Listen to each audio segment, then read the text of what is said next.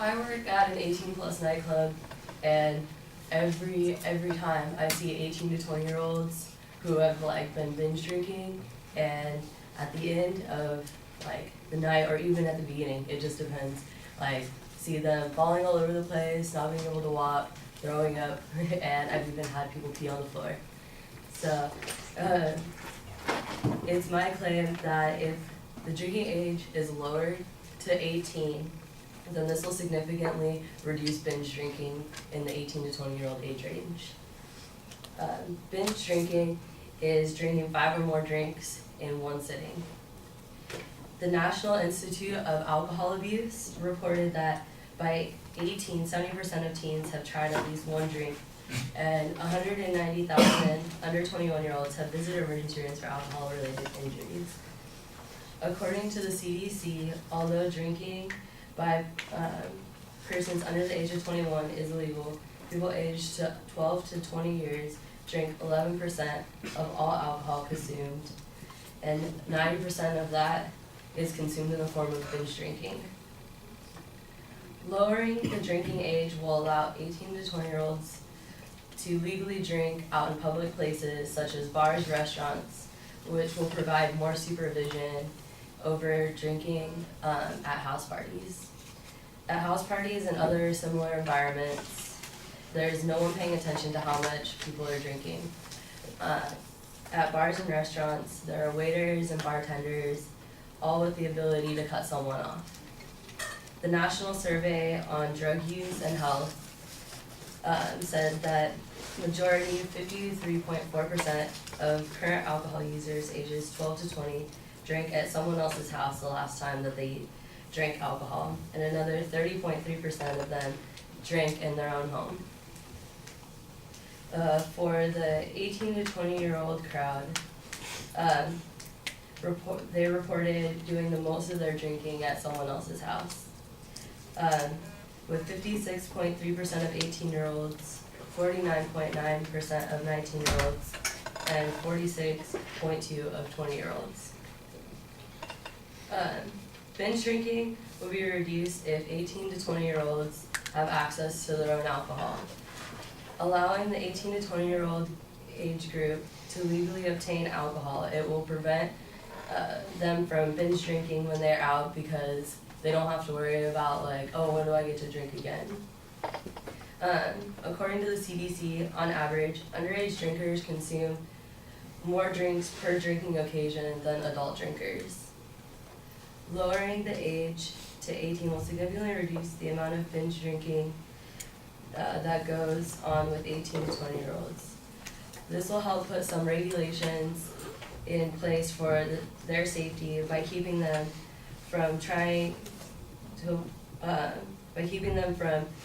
getting into trouble with the law. They will be able to drink legally inside bars and restaurants, which allows for supervision by bartenders, waiters, waitresses. If they can access their own alcohol, then it will reduce the need to binge drink whenever they are around alcohol, because there will not be an issue of when the next time they will get to drink it. Binge drinking is extremely unhealthy and dangerous, and I think with these options, we can greatly reduce it within the 18 to 20-year-old age group.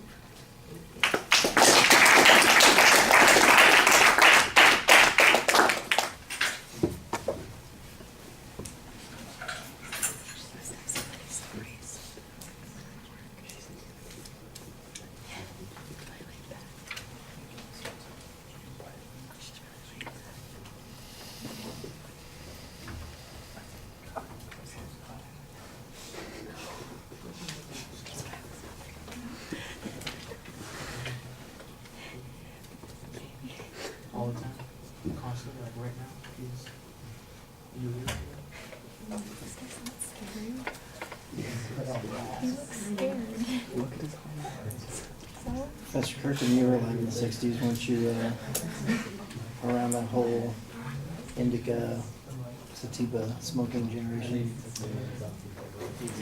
I almost certainly was around, but I tell you what, I was not one of those. It was like, yeah, I grew up in the 70s, and so there, all that stuff should have been around, and I'm sure it was. But I avoided all that kind of crap. Good. I just, yeah, well, my parents had problems with my older brother. And, you know, I was the middle kid, and, you know, middle kids, they, Learn through his example. yeah, it was like I did not want to be a problem for my parents. It's great being the middle kid.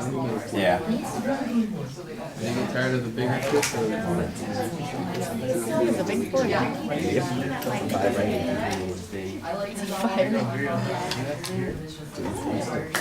All right, Crystalyn. Thank you for your patience waiting. You know, we got sidetracked over here on another conversation. I think you do a pretty good job identifying your proposition. You don't fall into the category of making it a policy claim. You tell us, you know, it's a conditional kind of claim of fact. If we lowered the drinking age, the consequence would be this. So you're making a claim of future fact, kind of a prediction about what would happen. And I thought that that was pretty clear. I think all of your explanations about the ideas are also pretty solid. You tell us how these things might work. What's missing is a structure for all of that. It really feels like we're wandering around on the subject, and I felt I heard like the same claim 3 or 4 times in the course of that argument.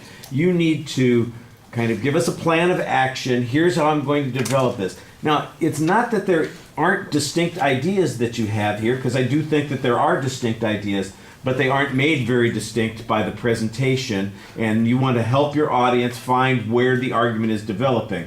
You know, we could synthesize and go through and pick out those things, and I think at the end people have a pretty good idea about the argument that you're making. Audiences won't always help you that much. You know, you don't want to make them work that hard. You want to. It's not that they're stupid, but you're like the adult. You're trying to get them down the right path. Go this way. No, go this way. Go this way. And that's why you need a structure to help. And I think that that's the biggest problem with your presentation. I don't think that your argument and your reasoning is automatically faulty, although I'm sure that the person doing the refutation speech is going to be arguing those kinds of things, and they've got reasons and arguments to make there also. So it's not like I'm going to jump on that, but I do think that it's not as clear as it needs to be, and that hurts you a little bit. I do think that you have a lot of good statistical information about underage drinking and the circumstances under which it occurs, the likelihood that it occurs in places where it's uncontrolled and private, and as a result people overindulge and that sort of thing. The notion that kids would drink less if they had more access to alcohol, I think, is almost counterintuitive, and so you've got a big burden on your hands to prove that that is the case.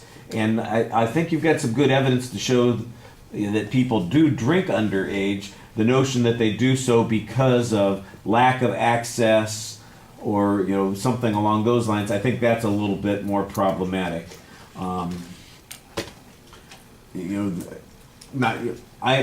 I would imagine, for instance, the refutation speaker might use your own example of the club that you work at and say, well, if it was able to serve alcohol here, the only difference would be that they'd be buying their alcohol and getting messed up there at the club and then peeing and vomiting on themselves, but at least the pee and the vomit would be stuff that they paid for there at the club as opposed to ahead of time. That would be kind of the approach that seems to me to be the one that you would make. I just don't know that you've made a strong enough argument on that point. You've explained the idea, and it needs to be a little bit more convincing. The other thing that I think you mentioned that is potentially a good argument is this notion that somebody's going to cut you off, you know, that at a restaurant or a bar or something like that, that there would be this kind of regulation outside of their own binge drinking. I think that you set that up pretty well with the notion that right now they're all drinking in private and there's nobody there kind of supervising those kinds of things. I would like to see some information that says that that kind of behavior actually occurs in places where there are bars and restaurants and waiters or waitresses that cut people off. So my guess would be that a lot of the people that are involved in drinking and driving and get arrested who are over the age of 21 did their drinking at bars and restaurants before they did the driving. And so the idea that this is going to be effective, that's a little bit tough to swallow. I think you're going to have to show us that there would be some impact of that. But it's a good idea. We need some proof on that particular point. So the structural stuff is the thing that I have the biggest issue with.